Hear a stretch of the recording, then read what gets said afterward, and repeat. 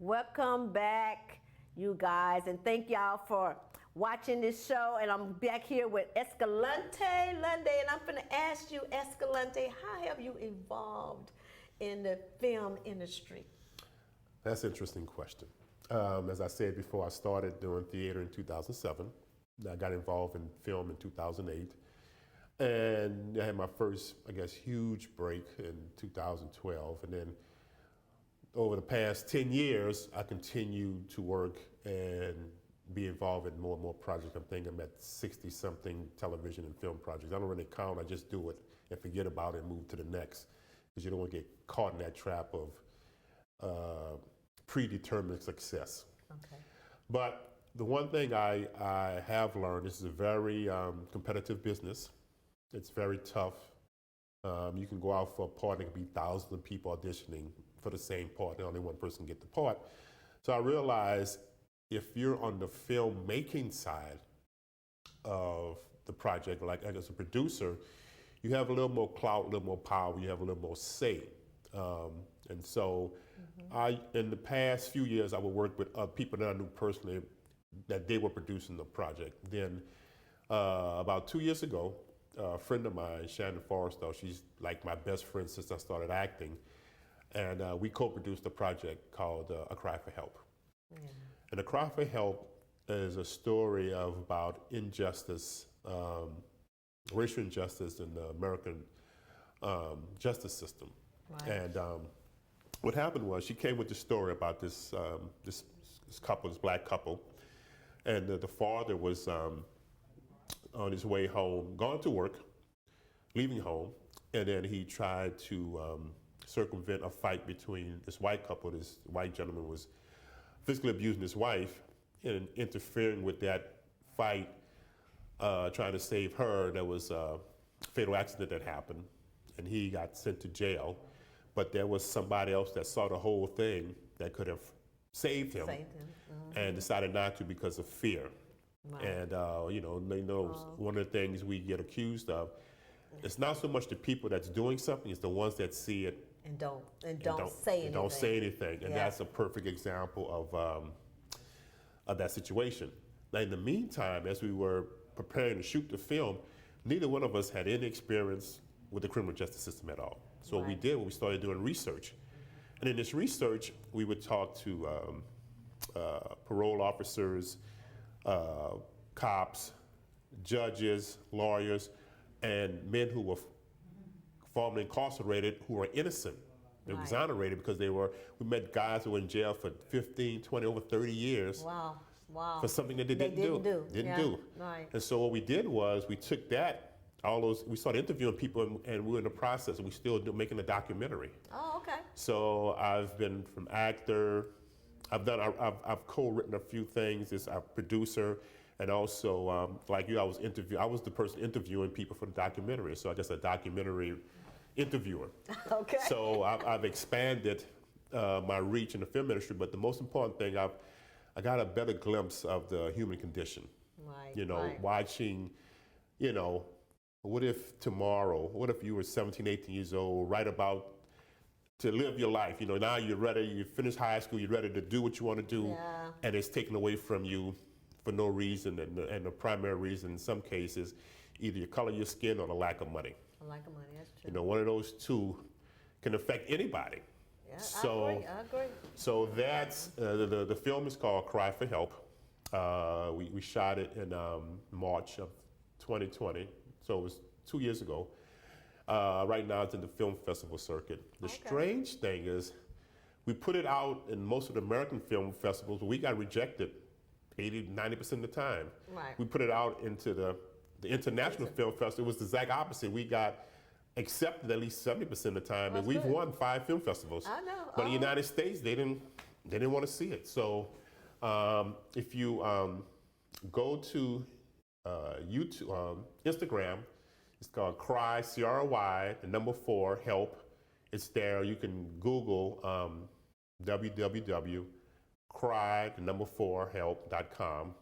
If you want to see some of the footage from either the film or the documentary that we're still working on. But it has changed my attitude in the fact that, acting is fun. It's a hard process, but when you're doing something that means something, Right. it's different. Right. It's one thing to act in a movie, and it's a big blockbuster movie, and you get a lot of accolades. But when you're doing your own thing, and what you're doing is something that you have a passion for, Right.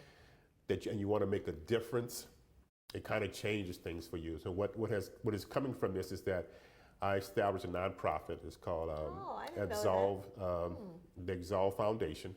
Okay. And what it is that I'm going to I want to create a school for youth and for formerly incarcerated to teach legal and financial literacy. Oh, that's great, Escalante. That's the I mean, plan. because and it's going to happen because Yes. you put it out there, and everything you do, it always prosper. Listen. Because we already know that if we don't have God in our life, and we don't have no kind of relationship with God, we wouldn't be able to be where we are today, because we was able to just jump out there because we had those parents that made sure that we got that foundation.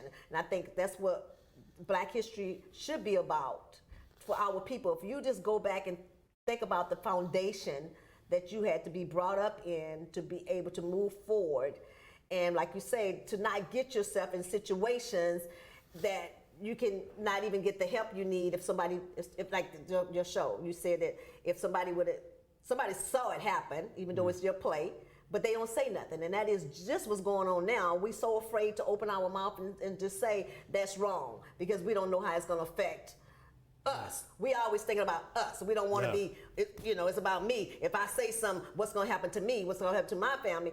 Instead of just doing the right thing, you know? And so I am so happy that you are here with me on today, Escalante. I'm so happy that you gave me this opportunity to interview you, and that you really hear, because everybody's like, I said, Escalante gonna be here.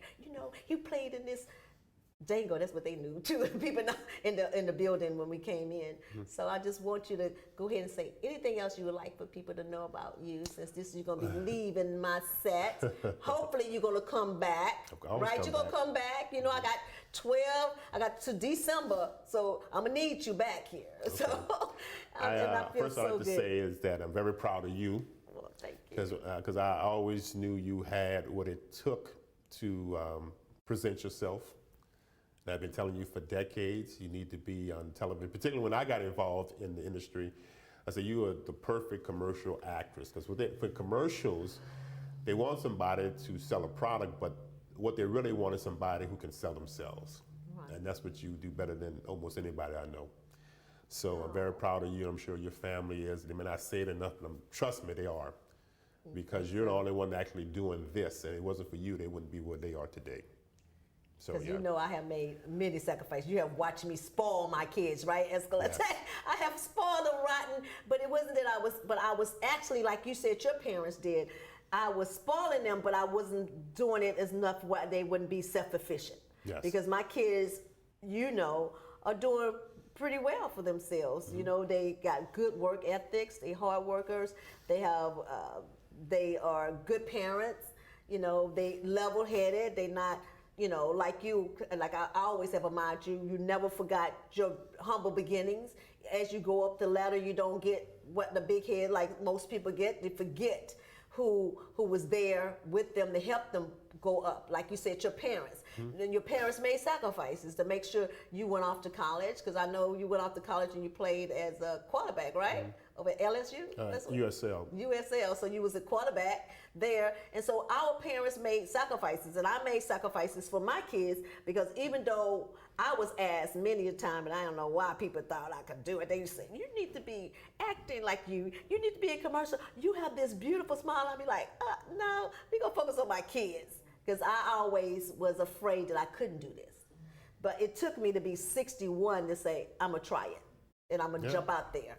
And then I got the opportunity from NowMedia, so I really appreciate the fact that they gave me the opportunity to have my own show, and then they made the show Peggy's Talk. And that's all I can do. I know how to talk. Like you said, I'm good in sales now. That's why I'm a realtor, you guys. I'm good in sales, and I'm good in making sure that people are taken care of. Yes. You know, I'm good in putting myself on the back burner. Like right now, I'm under my sister's mortgage, under her mortgage brokerage, and her real estate brokerage, and just pushing her and being able to say, it's all about Jay's. I'm on Jay's Realty, okay? And some people, we want it all to be them. Yeah. But I'm okay to be on the back. To say, hey, I'm with her, and she's doing great things as a realtor, and I'm working up under her. And you know what? We are overqualified. So if you are looking for a home, or you want to sell your home, you make sure you call Peggy with Jay's Realty, okay? And if you're looking to sell your home, you call Jay's Realty. And if you're looking to decorate your home, you know, you go to peggyservices.com and you call me, and I'll make your house beautiful and unique. I want to thank you guys for watching me and Escalante on today, and looking forward for you guys to see me on next week. Y'all have a blessed and wonderful day. Remember, Peggy got you.